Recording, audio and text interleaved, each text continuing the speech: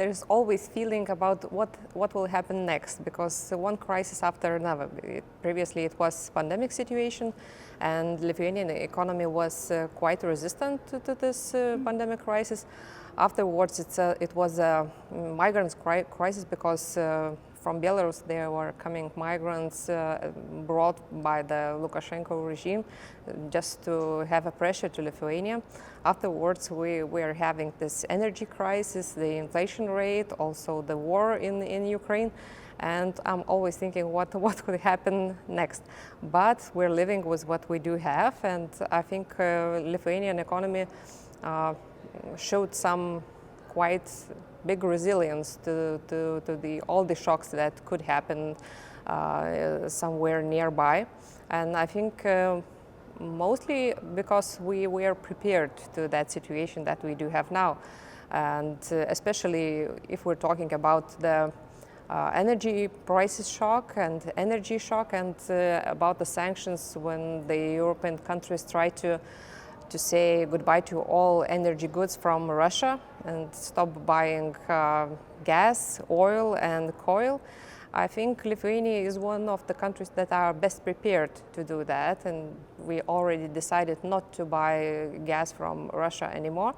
And I think it is because we were preparing to the situation long ago. So you were positioned, you had already been positioning your energy sector to have different sources of gas to come in, not just Russian gas. And I'm wondering, are you now also, given the EU's Fit for 55 and the entire move to move away from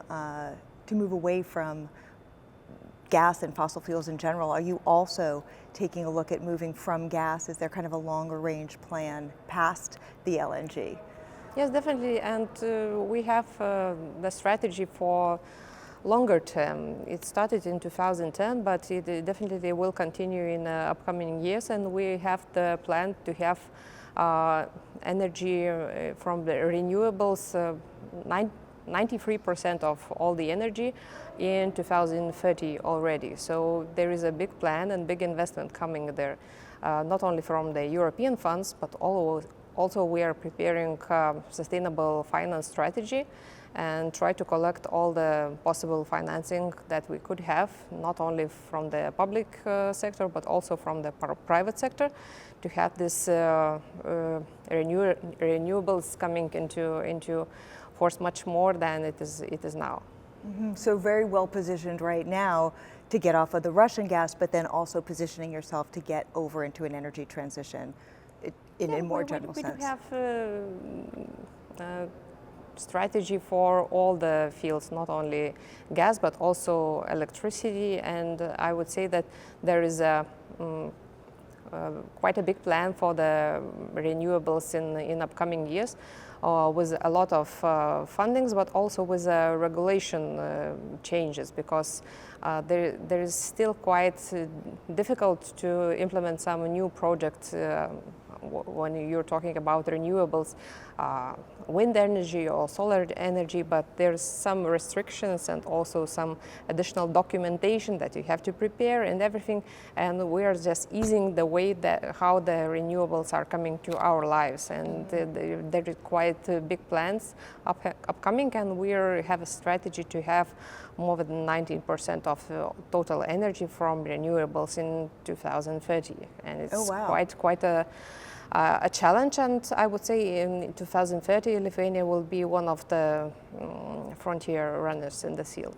That's great, and it's interesting. You've got this broad goal, but it sounds like you've really dug down into the details of how to implement it. Not so many people think about like the siting and the criteria and the paperwork. It's not the sexy part of the whole thing, but it's really important. I'm moving on from the energy for a second. I know inequality is, because income gap and inequality within countries is a big deal right now, and the UN report has recently cited that 75% of the global population live in countries where the income gap and inequality has widened. And I know that this is an issue that you as a finance minister inside of Lithuania have looked at a lot, and I'm wondering how you are thinking of addressing it and what you see the risks happening from such an inequality. Maybe there is two tracks. One of them is a short term, another one is a longer term measures that we could have. Me being announced as the Minister of Finance, one of the priorities was lowering the income inequality, because I really think that is a problem in Lithuania, and we already made some strategic reforms that will help definitely in the numbers in this year already, and in the next year in the pensions increase, and also with lower income earners, also lowering their taxation and other decisions that were already made. But if we're talking about this short term and this energy crisis, the government presented the very big plan for this lowering inflation consequences and smoothing inflation consequences, and also energy independence strengthening. It is a plan from 2.2 billion euros. It's almost 4% of GDP of Lithuania, so it's quite a big amount. Half of it is dedicated to this transition of our economy, how to get energy independence, to use more renewables, to lower energy consumption in the households, renovation processes. And much of these projects are dedicated to the socially affected people that with a lower income.